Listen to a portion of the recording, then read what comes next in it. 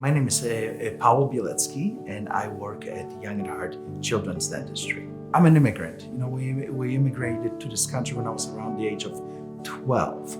So naturally, saying that my parents didn't have too much money, they did the best they could, and I value them very much. But one of the things they could not afford for me were braces. I love my smile today, but when I was growing up, I was self-conscious about my teeth. I didn't like that feeling. And I always swore to myself back then I would work really hard so one day I can afford my own braces. Our mission here in Pueblo and all of our clinics was always the same. It's to provide and elevate the standard of care for all, the served and the underserved. Meaning that we really truly want to help all people. Medicaid insurance pays a little bit less to providers, but that's okay. That's not, of course, that's not a deal breaker. But it also is very rewarding to be able to help people who really need it. I guess, for the lack of a better word, in that type of a sense, that experience becomes a little more rich and a little more fulfilling. We were able to construct a business that can be just that, a business which can help all people and still be profitable and still be successful, and I can still recruit great providers here to Pueblo to help our kids. If you have Medicaid, braces will be paid for if severe issues exist.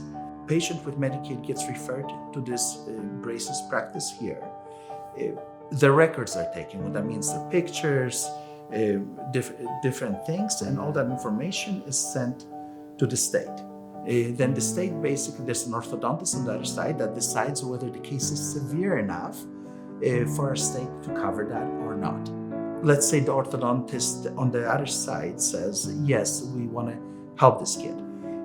Then we get a letter, and the patient gets a letter, and basically braces are covered at 100%, okay? But that doesn't happen all the time. But nevertheless, still around maybe 30% of patients still get approved, the ones that really, really need them, which is a great thing. For those patients that get rejected, well, that was kind of the dilemma that we had. How do we help those kids? How do we help those kids that fall through the cracks, for maybe a lack of a better word? How can we make braces affordable? And how can I still make my obligations, meet all of my obligations? And how can I, at the end of the day, still have a profit, of some sort, right? So how do we do all of these different things? So we did. We took some risks. To reduce the cost, you have to make it up with volume. But at the same time, you want to maintain highest quality of care. We decided that the quality of care will never suffer. We will never suffer. It must not suffer. Volume versus affordability. The other two, it's a balance, right?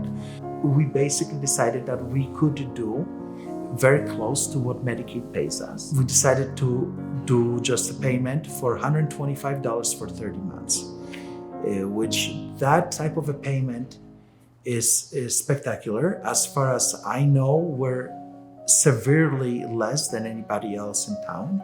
Again, it's $125. It's kind of a no down payment because it's $125 for 30 months.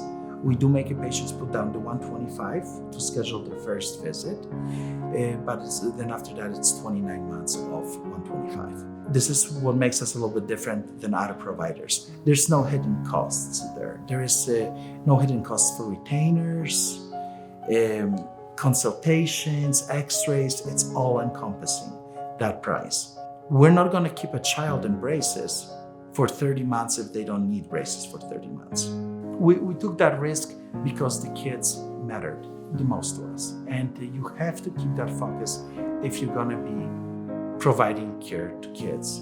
That has to be the number one thing. So it's one of those things that I think every kid deserves. And if there's an ability to get that done for them, I think that's a very good thing.